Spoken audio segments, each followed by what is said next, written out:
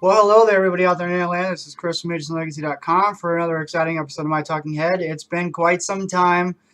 Before I do get started, I do want to mention uh, the My Talking Heads, the videos in the future. I touched upon it in my last video, which was many moons ago. But the My Talking Head videos are going to kind of go away a little bit because I just don't have the time anymore. I don't have the time. Uh, you know, I've said in the past, I run HHN Legacy by myself.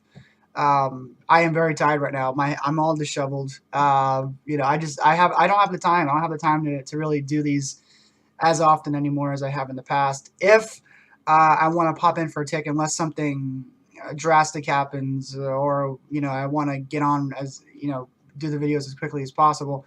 But unless something drastic happens in the near future or in the coming future, most of my updates will be via the blog on the website. Um, so phasing out the My Talking Heads a little bit, but I started writing a blog for this year, doing my overall impressions of this year. But I figured I owe you guys a My Talking Head video, and I have the time today, so I will do it today. And I know some people have been asking, where's My Talking Head? Where is the video? Well, this is they're just not going to be as prominent as they were in the past. But I figured that you know the event's over, and my full review or oversight of the event hasn't been disclosed yet. So I figured I'd do it on My Talking Head for this, and I have the time today, so I will do it today. Which actually brings me to one of my first points about Halloween Horror Nights 23. If I had to sum up this year personally, for me, exhausting would be the word. I went to Horror Nights more times than I ever have in the past this year. I upgraded I get the frequent fear pass every year. I've been getting it for God knows how long.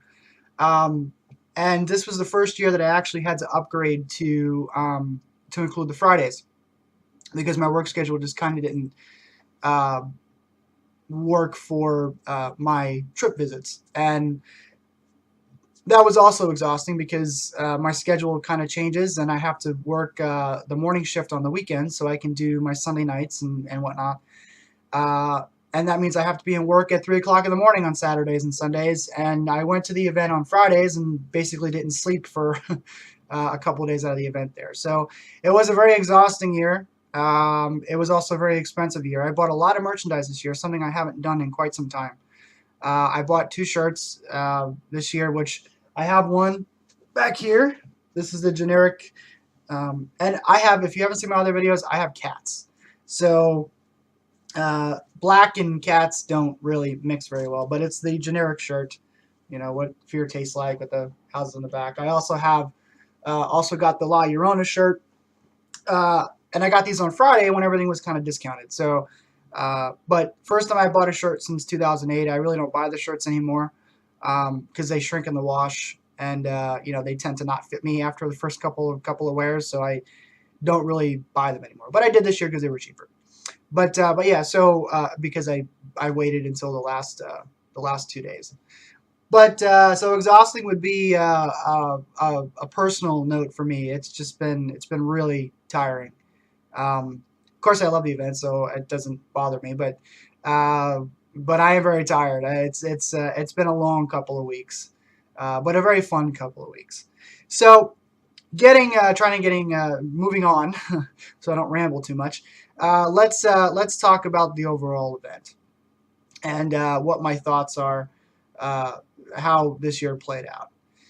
The first thing that I will say is that if going back to the one word scenario, if one word had to sum up the event this year, it would be strong. It was a strong year this year, minus one or two things which I'll touch upon in a little bit later. Uh, but it was a strong year. It was a strong house lineup this year. The streets we'll talk about in a little bit. The shows, Bill and Ted, Rocky Horror, very strong year. Um, I will say that all of these sort of Chicken Littles, the sky is falling mentality that took place last year and this year from the people that don't like the changes that have been going on at Horror Nights this year, specifically when it involves The Walking Dead. The Walking Dead being prominently featured at the event, of course, this year even more so than last year with the streets and the houses and you know the onslaught of IP properties and you know stuff like that. What I'll say to some of those people is that I think that this year is a nice testament to what could happen when an event when you know in this case was very IP heavy and also featured The Walking Dead prominently. What could happen when the right people put the event on? You know, the creative minds that be behind the scenes. You know, what the event could be when you know they put as much effort as possible in doing an IP heavy year. Which it's funny this year because the IP houses this year were better than the original houses by by a lot, and it was very evident that they tried hard to make sure that they didn't fail with the IP properties or with The Walking Dead, or you know they tried hard, and the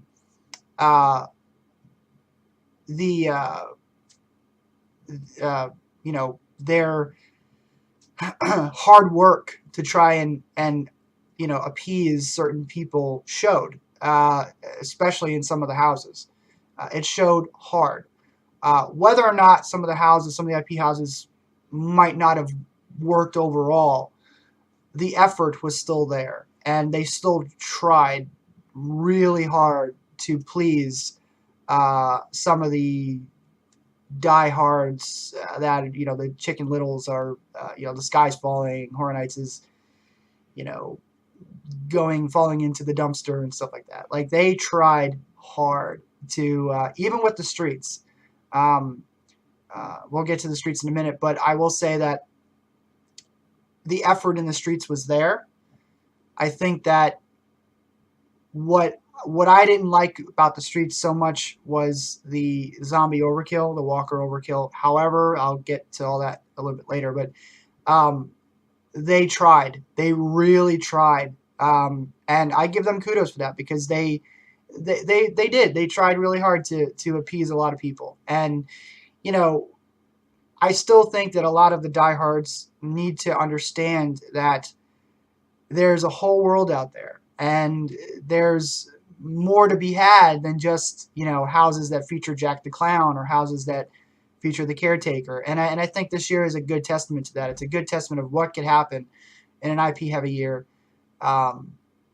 It was a strong year. I had a lot of fun. We'll talk a little bit about the Legendary Truth game, probably in a second video. But I had a lot of fun. The houses surprised me. The houses really did surprise me this year. It's a strong lineup of houses. It's not as strong.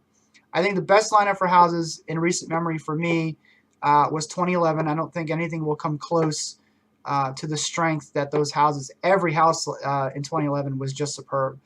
Every house was pulled off nicely, minus The Thing, which was my least favorite that year. But again, same thing. They still tried hard. The effort was there, and I think I really do think that if you know you think that, or if somebody comes up to you and says it was a terrible year or whatever, I really do think they're kind of kidding themselves, because it was a strong year. It was definitely strong. I pride myself on being honest. I always make a habit to be as truthful as possible. I'm not one of these white knight people. We'll talk about that when we get to the Legendary Truth video. But if something is bad, I will tell you something is bad. Or if something is just not up to par, which we'll talk about the streets a little bit later, then I'll tell you. You know, it is what it is. I think that it was very strong. But so let's get to my final house rankings. I did do an update on the houses. I think it was back the first day of October on the website, but I just didn't have the time I have pictures. I have tons of pictures I haven't even uploaded to the website yet, but those will come as well. Those will come with time. I promise they'll be up on the website. But let's do the house rankings starting from the bottom to the top. What I thought, was the worst and what I thought was the best. Um, and this didn't change, although, I everything kind of stayed. Normally, throughout the course of the event, things kind of change a little bit, and this year it wasn't the case. Like the houses that were good stayed good, and the houses that were bad really didn't pick anything up. So everything kind of just stayed stagnant, and it was pretty consistent throughout the course of the event, which is kind of sad when you look at some of the houses. But it is what it is. So my least favorite house this year was still Evil Dead. Um, I Evil Dead is one of the probably the biggest epic fail of a house that I've seen in quite some time. Uh, the promise of gore I knew was not going to be there. It wasn't there. Um, Effects didn't work. Things were awkward. The house was awkward. Um, too many Mias running around. And the other thing is that the Mias they didn't look alike. So it was kind of confusing, at certain points. Uh, the only thing that Evil Dead uh, did well for me was some of the sets. Some of the sets were impressive, but and I still think that the best part of the house was the Evil Dead title at the beginning, which is funny because it's just a bunch of words. But everything just didn't work for me in this house. There was no energy from the actors. The performers really didn't pull anything out. There was one time when I walked through where everything was kind of on point, but besides that, it did not work for me at all. Um, Hated this house. I really hated this house with a passion, and it's kind of sad, but it is what it is. So my final ranking on Evil Dead gets a 2 out of 5. Just a not a very good house at all for me. Uh, but anyway, moving on. Next house was probably my biggest disappointment of the event, and that's Afterlife. Afterlife was one of the houses that I was most looking forward to this year. I think I ranked it second as the houses I was most looking forward to. And again, they kind of failed with this. The 3D really wasn't that effective. By the way, we have the generic 3D. I have like 50 of these from like the past 3 years. But the 3D wasn't that effective. The laser lights really didn't work. Afterlife was a house that was kind of dependent on the actors and what the actors brought uh, to the house, and there really wasn't anything. There really wasn't any energy in there. It was bland. It was a very bland house, and the fact that the 3D didn't work, and that's the biggest gimmick for Afterlife was the 3D. 3D didn't work. The lasers really didn't work. The storyline didn't work either. It was kind of confusing. A lot of the house, throughout the house, you had to look up because there was a lot of stuff on the ceilings, which I'm guessing was kind of a diversional tactic, but didn't quite work. People missed them all the time. I had to point, people who I went to the event with that weren't familiar. It's like, oh, look up there, look at other people. I mean, people just weren't paying attention. The house, I like the Johnny Cash music playing at the front. But yeah, the house just didn't really work. I still found it a bit more fun than say Evil Dead, but still didn't quite work. And it was very dependent on the actors and what they brought to the house, and that was kind of intermittent as well. So Afterlife gets a final ranking of 2.5 out of 5. So. Did I say out of 5 before? I hope I did, but it's out of 5 people. So Afterlife 2.5 out of 5. Moving up the list, we have Resident Evil: Escape from Raccoon City, a house that I don't know that much about Resident Evil. I played 1 or 2 Resident Evil games in the past. Couldn't tell you too much about them. What I liked most about Resident Evil, not that it was scary or anything. Out of all the houses, I think Resident Evil probably had the least amount of scares for me personally in a house. Yes, like there was a couple. The one night I went through Evil Dead where I got pretty scared by one of the Mias in the woods area, but and probably the house that had the least amount of scares for me. But what I liked about Resident Evil the most was the concept. I liked the whole notion of being put in the video game. I thought they pulled that off quite well. Um, I thought that it was interesting. It was much more of an intriguing house for me than say, um, you know, a house full of scares. The scares I think out of all the houses, if we're talking about houses that were the most improved, I think Resident Evil was the one that was the most improved throughout the course of the event. The actors and the scare factor was kind of ramped up, towards the end there, uh, and they kind of pulled it all together. But the sets in here were impressive. Um, the actors were, even though there weren't a whole lot of scares in here for me, the actors were still really energetic, and they were really into their roles. Um, but it was cool. It was a cool house. It was a nice house to go through and just look at and sort of be immersed in this, uh, walking through a video game, being put into the video game. I thought was done quite well. Um, and I enjoyed Resident Evil. I think Resident Evil and Afterlife were the two houses I did the least at the event.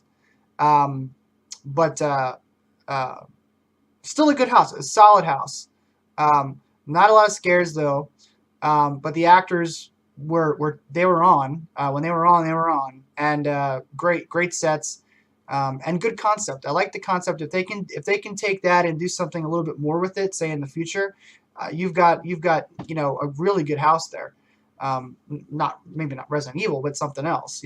Possibly Dead Space or one of these other fanboy dream houses that they've been asking for years. But if you can take that concept and sort of take it up a notch, it could really be something special. But Resident Evil gets a final rating of 3.5 out of 5. Next house, I don't get the hate on this house. I really don't. I wasn't a fan of the first one. I really enjoyed Havoc Derailed. I'm not sure if it's more. Havoc had a very claustrophobic type of feel to it. Like everything was in close proximity to each other, and I think I'm really not claustrophobic, but whenever I went through this house, I always was uneasy because of the close proximity to everything. I also had the opportunity to do Havoc Derailed by myself a couple times, and that was pretty creepy. Um, but I like the energy in here. I thought that there was a nice balance between this sort of uh, campy-esque type of storyline that was going on, but also still serious. Not a whole lot of sets in here, of course, but you are on a train, and the train, which I thought the train effect worked really well. I felt like I was on a train. I liked the transitions in between the rooms. I thought that was pretty effective, as if you're traveling in between the trains, the train cars. I thought that was really effective. I liked the lights on the ceiling. Um, yes, not a whole lot of variety in terms of the sets, but still very creepy, still very odd. Something was just off for me in this house. Really got under my skin a little bit. Um, and also probably one of the houses that stayed the most consistent. Nothing kind of changed. They didn't really change their approach in the house. They had a formula and they stuck to it and they kept it the entire time. But I enjoyed Havoc. I don't get the hate. I think this might be a house that you either loved or hated, because I know a lot of people liked the first one. I was not a huge fan of the first Havoc. I liked it, but I don't. Some people kind of consider it like one of the best houses that Horror Nights has ever done. I don't. Um, but I enjoyed it, the first one, and I liked this one. I thought this one was really effective. Um, I like my favorite scene in this house was the after the train had crashed, and you're walking out uh, into the one point where the three super soldiers come at you at the same time. I thought the first time I did that, like I jumped 3 feet in the air. Like I was not expecting that at all. And I thought that was really nice and effective. Yes, it was short as well. It was a very short house, but nice, short, and sweet. It was a there was nothing too fancy about it. There was nothing, Sometimes simple is good, and I think the simplicity in Havoc is kind of why I dug it so much, because everything this year, minus Afterlife, I think would be the worst, but everything this year had these elaborate sets and all that stuff. And Havoc was very simple, um, almost like it was just very old school throwback haunted house. It was very simple yet effective, I thought. But Havoc for me is going to get a 4. I liked the atmosphere. I liked the actors in here. I thought they were cool. It was a great house to bring a girlfriend into. Um, it was very fun people watching with that one. But a solid house. I don't get the hate for this. I really enjoyed Havoc. I don't understand why people hated it so much, or some people hated it so much. I enjoyed Havoc. I thought it was a good house. I thought it was simple and effective. Um, and wasn't trying to do anything, over the top. And given the space that they had Havoc in, I thought they did a good job. I dug Havoc. I really did. Um, yes, the sets weren't elaborate or anything like that, but I really thought they did a good job. I thought Havoc was pretty solid. So Havoc gets a 4 out of 5 for me. Moving up the ladder here, The Walking Dead, No Safe Haven. And the funny thing about Walking Dead is I am not a fan of the show. The show and I have divorced. I've been watching the new season, but it's like I'm not really kind of into it anymore. We all know about the house last year. The house last year was terrible. It was absolutely terrible. Probably one of the worst houses that Horror Nights has ever done. And they turned around this house so much from last year's house. I know that some people were a little nervous that because it wasn't in a sound stage that they might not be able to pull off something better than last year. But let me tell you something. They had a lot of room to work with this year in the parade building. And I thought they pulled it off quite nicely. The sets in this house were really good. The actors were really good, despite the fact that they were all just zombies. It worked. This house worked. There were really good scares in this house too. I like the phone, the interactive with the phone, even though it's not really Lori because I can't call her Lori. There was a lot of really neat stuff in here. I liked the one thing that I'll say about it is that it goes for a couple of the houses this year. There really weren't any finales in the houses, because normally, when you talk about houses or people talk about houses, they talk about the scenes, and then, you have the finale room. And a lot of the houses didn't really have a finale. As a matter of fact, I think all of them didn't really have a finale, unless you want to count Evil Dead. But nothing really to stand out in terms of a final room. And this one, the final room in this one was a little odd for me, but I still thought it worked. The strobes with the zombies in the cells, it was a little weird, but it still kind of worked. It still kind of was effective. Still quite nice. And the sets, the prison set, I thought was cool. I liked walking through the yard and all that stuff. And then the guard tower, like the stuff, it worked. This house worked well. The actors worked well. There's really good atmosphere in this house. And they pulled a complete opposite of what they did last year. And I think a lot of Walking Dead fans would be happy walking through that house. It was quite nice. It was a really good house. Solid house. I can't emphasize how much better it was than last year. Last year was just abysmal. So they really did. They pulled a complete switcheroo from last year. So Walking Dead gets a 4 out of 5 for me this year. Quite surprising, because I am not a fan of Walking Dead at all. So, but it worked for me. Really solid house. Continuing our trend upwards, La Llorona, La Llorona, however you want to say it. I think the lady in the video, when you first walk in, calls her La Llorona, which is easier for me to say anyway, La Llorona. But really nice house. Great smells in here. When you first walk into the church, it really that scent just hits you, right away. I love the sets in this house. This house could have been on a soundstage. They really did a good job with the sets in this house, considering it was in a tent, in a sprung tent. Uh, did a fabulous job with the sets. Now, I talked a lot before about all the Mias in Evil Dead. La Llorona had a lot of La Lloronas walking around, and the difference being, it suited the story better. It suited the overall, the flow of it made more sense than say, um, in Evil Dead, which and then the actors kind of didn't match, but La Llorona is the same, so you don't really have to change her appearance that much. It worked better here, for me than it did in Evil Dead, because there were a lot of La Lloronas walking around, but it just worked better for me.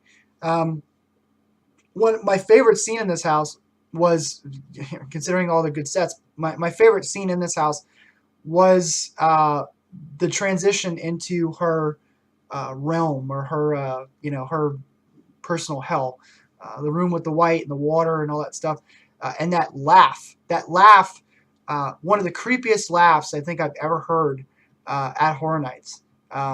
It's just a very creepy, sort of hyena-ish type of. At least I think it was a laugh.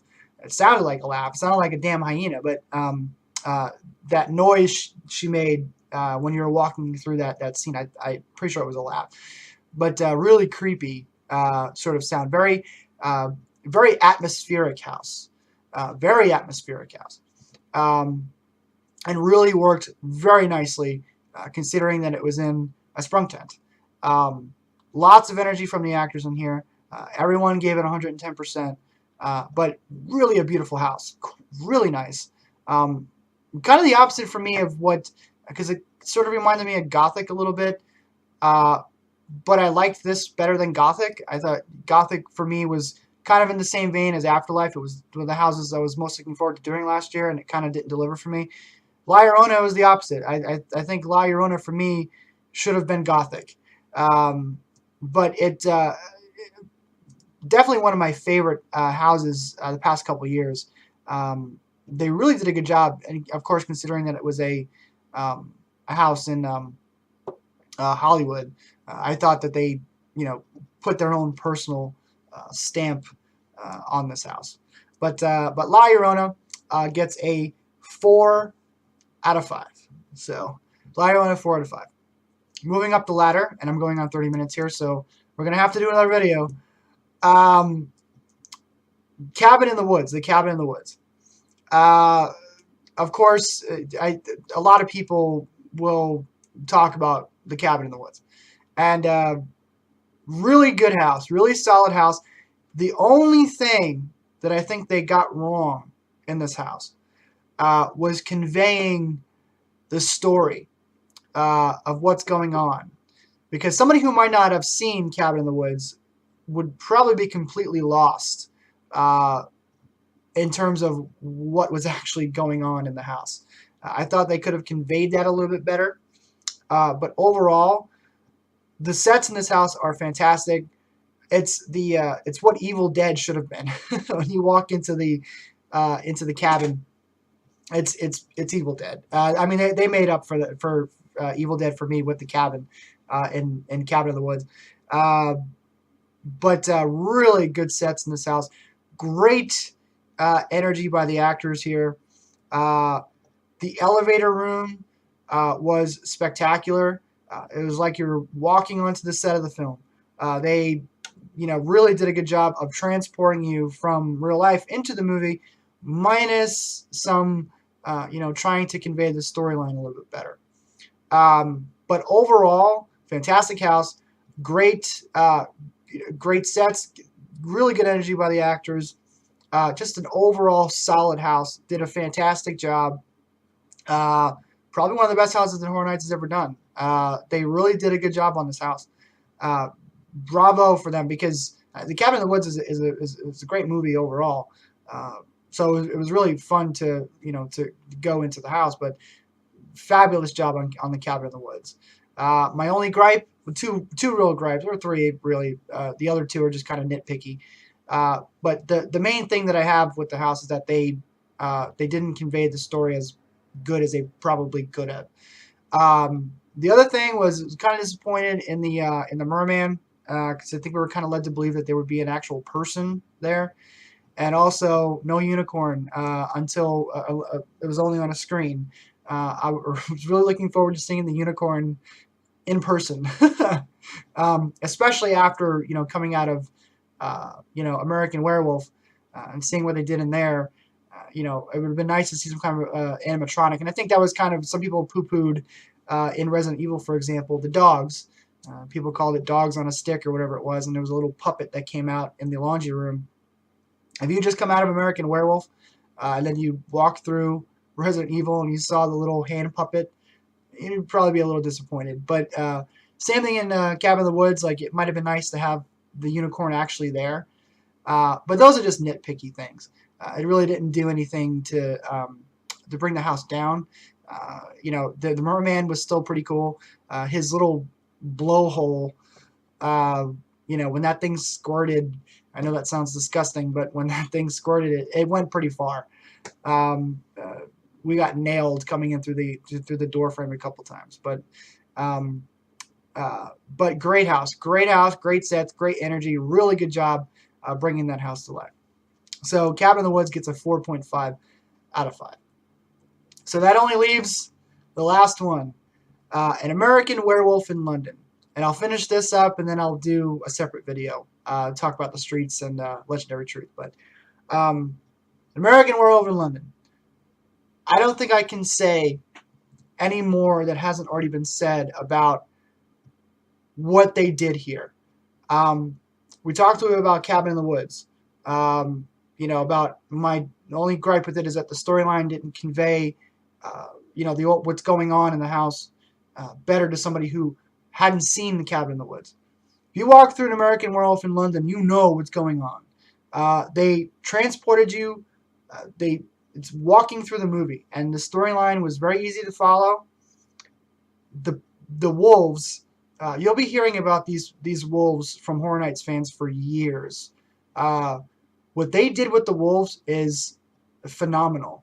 I cannot remember a house that had as elaborate as animatronics as these wolves were. Yes, there have been animatronics in the past, but nothing like these wolves. These wolves were ridiculous in their movement.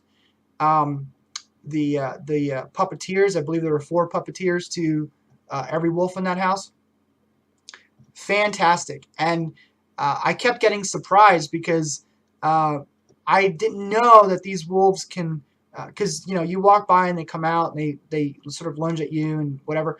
Every time I would go in there, the wolves would lunge farther and farther and farther. It was like the actors over the course of the event realized, hey, we can go as far as we want. Of course, without hitting somebody. But those things were fantastic. And you want to talk about creepy? Creepy. You know that they're puppets, but because they were puppeteered so well, and they looked so well, you walk by these things and you swear that they're real. It's one of those things, like, I know they're not real, so nobody comment on that, but they had this sense of realism to them that I don't think that Horror Nights has ever done before. I mean, it was something to behold. If you did not see An American Werewolf in London this year, I'm sorry for you, because that, if they brought back a house, if they were, if we did the Hollywood thing and they brought back a house, please bring back this house. Could also be a bad thing, because then they would have to sort of up the ante on other houses. But fantastic house. The sets in this house, the actors in this house, the puppets in this house, the scenes. They pulled off the transformation scene really nicely. In the room, really cool. The subway scene was fantastic. The first time I walked through this house, I nearly shit my pants walking through that scene. Just fantastic. It was. I cannot say enough about how fantastic this house was. By far, by a mile, the best house this year, and quite possibly one of the best house that I've ever experienced at Horror Nights in my 15 years of going. They just did a fantastic job on this house. I am so thrilled because American Werewolf is one of my favorite movies of all time, and I was so worried about how they were going to pull this house off. But they did a phenomenal job. I cannot stress that enough. American Werewolf in London, hands down, without a doubt, the best house at Horror Nights this year. Freaking fantastic. I can't. There's no other words to describe it. So American Werewolf in London gets a 5 out of 5. Just a fantastic house. Those I'm telling you right now, those puppets, you're going to be hearing about those puppets for years until they actually outdo themselves with something else. Those puppets were fantastic, and kudos to everybody in that house, because I know it couldn't have been easy, doing those puppets. Because like I said, I think there were 4 people per puppet, 4 people per, animating the puppets. So kudos to everyone in there. House of the year, fantastic, 5 out of 5. So that goes to houses. We'll do another video. Since I do have the time, we'll do another video, and we'll talk about the streets, my merchandise that I got this year, and also Legendary Truth. So we'll see you in about 4.5 seconds, or just click the other video when it comes up.